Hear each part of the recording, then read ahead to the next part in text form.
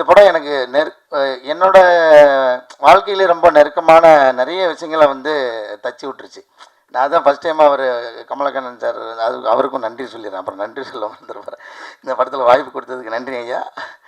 ஒரு நாள் ஒரு காஃபி ஷாப்பில் அந்த கோவிடுக்கு அப்புறமா மீட் பண்ணலாம், ஒரு ஒரு கதை ஒன்று இருக்குது நான் சொல்கிறேன் அப்படின்னு சொல்லி சொன்னார். அதுக்கு முன்னாடி அவர் எங்கள் ஷெட்டில் ஆடும்போது பார்ப்போம், அவ்வளோதான். அப்போ அந்த கதை சொன்னோன்னே எனக்கு இது பயங்கரமாக உள்ளுக்குள்ளே ஏதோ ஒன்று நம்மளை வச்சு தச்சுக்கிட்டே இருக்குது, என்னை உள்ளே சேர்த்து வச்சுக்கிட்டே இருக்குது.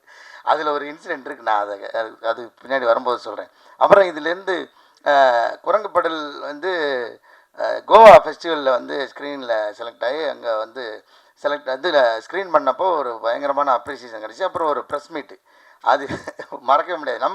நம்ம ஊரில் தான் வந்து இப்படி பேசிகிட்டு இருக்கோன்னா, நான் அங்கே நமக்கு வந்து வட இந்தியா, அவங்களுக்கு வந்து தென்னிந்தியா, அப்படி தான் இருக்குது தனித்தனியாக. இப்போ நம்ம வடக்குனாவே ஹிந்தின்னு தான் நினச்சிட்ருக்கோம். அப்போது நாங்கள் ஒரு 5 பேர் அந்த ப்ரெஸ் கிளப்லேருந்து எல்லோரும் உட்காந்துருக்கும்போது, ஒன்று ஹிந்தியில் பேசுங்க இல்லை இங்கிலீஷில் பேசுங்கன்னு சொல்லி அங்கே அந்த விரிவுரையாளர் எப்படி சொல்கிறதுன்னு தெரியல, அவங்க வந்து சொல்கிறாங்க, ஹோஸ்ட் பண்ணுறவங்க. அப்போ ஒருத்தர் சொல்கிறாரு, ரெண்டுலேயுமே பேச மாட்டேன், நான் மராத்தியில் தான் பேசுவேன்றாரு. இப்படி சொல்லுவீங்களா அப்படின்ட்டு. அவர் உண்மையிலே கடைசியில் அவரோட படத்தை பற்றி மராத்தியில் தான் பேசினார். அதுக்கப்புறம் நான் தப்பிச்சுக்கிட்டேன், ஓகே நமக்கு ரெண்டுமே வராது, அப்போ நான் தமிழில் தான் பேசுவேன். நான் சொன்னேன்னு எல்லோரும் அவங்கள கைத்திட்டாங்க. ஸோ இப்போ எல்லா இடத்துலையும் இருக்குதுன்னு நினைக்கிறேன். நம்ம தான் வடக்கு இருக்குன்னு நினச்சிட்டு இருக்கோம். ஆனால் உள்ளுக்குள்ளே அந்த ஒரு தனியாக அவங்களுக்கு இருக்கிற மொழி மேலே அவங்களுக்கு ஒரு அந்த பிடிப்பு இருக்க தான் செய்யுது.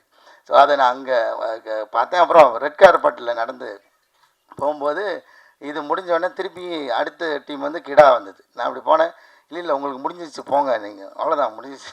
அந்த அவங்க அந்த ஹோஸ்ட் சொன்னாங்க, இல்லை நான் இந்த படத்துலையும் நடிச்சிருக்கேன் அப்படி. அங்கே ஒரு கன்ஃபியூஷன் ஆயிடுச்சு. ஆக்சுவலாக அந்த ஜூரிஸ்லாம் கூப்பிட்டு பாராட்டினாங்க, அதாவது நல்ல படங்களாக தேர்ந்தெடுத்துருக்கீங்க அப்படின்னு. ஆனால் உண்மையிலே சொல்ல போனால் நானாக இதை தேடி இது இப்படி எனக்கு இப்படி பிடிக்கணும், அந்த இடத்துல இப்படி ஒரு பண்ணி இப்படி காட்டிடணும் அப்படிலாம் நான் பண்ணலை.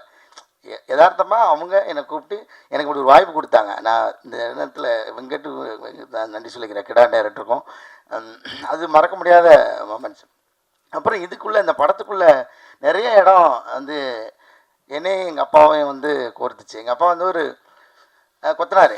அவர் வந்து அவரோட சம்பளத்தில் கொஞ்சம் கொஞ்சமாக மிச்சம் வச்சு ஒரு பழைய சைக்கிள் வாங்கி தான் ரெடி பண்ணார். இந்த படத்தில் இருக்கிற மாதிரியே ஒரு சைக்கிள் கடையில் ரொம்ப நாளாக ரிப்பேர் பார்க்காம கிடந்து போன ஒரு சைக்கிளை 150 ரூபா நினைக்கிறாரு.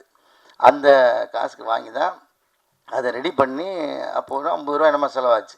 அதை ரெடி பண்ணி அதில் தான் நாங்கள் சைக்கிள் கற்றுக்கிட்டோம். அதுக்கு முன்னாடி வாடகை சைக்கிள், அதுக்கப்புறம் தான் வாடகை சைக்கிள் எடுத்தோம். வாடகை சைக்கிள் ஓட்ட தெரியலன்னா கொடுக்க மாட்டாங்க, ஏன்னா கீழே போட்டு உடச்சிரோன்ட்டு.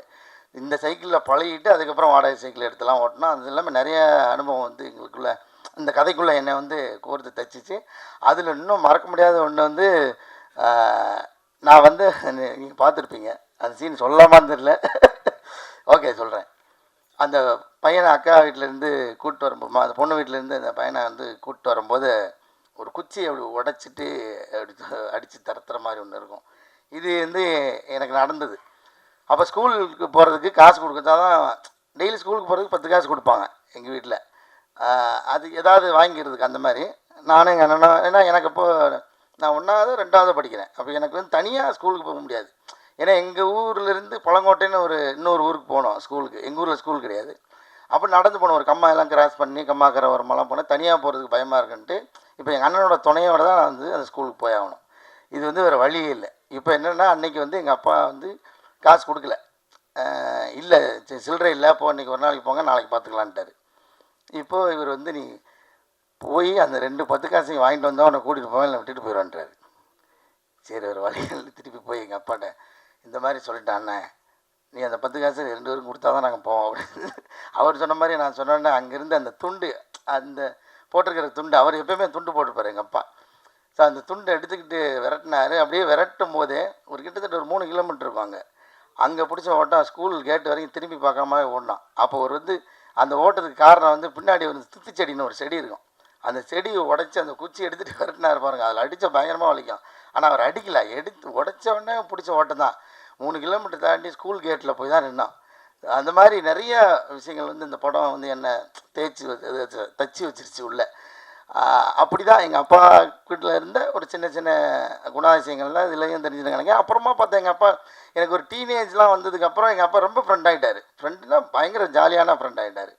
அப்படியும் இவர் மாறிடுவார்னு நினைக்கிறேன். கடைசியில் அப்படி தான் மாறி இருப்பாருங்கிற சைக்கிள் கற்றுக் கொடுக்குறாங்க. எனக்கு ரொம்ப முக்கியமான படம். ஒரு கோரிக்கையாகவே நான் வைக்கிறேன், இந்த படத்தை நீங்கள் எல்லாருக்கும் கொண்டு போய் சேருங்க அப்படின்னு. சேர்த்துருவீங்க, அது உங்கள் கடமையாக எடுத்துக்குவீங்கன்னு நம்புகிறேன். ரொம்ப நன்றி. தேங்க்யூ ஸோ மச் எல்லாருக்கும்.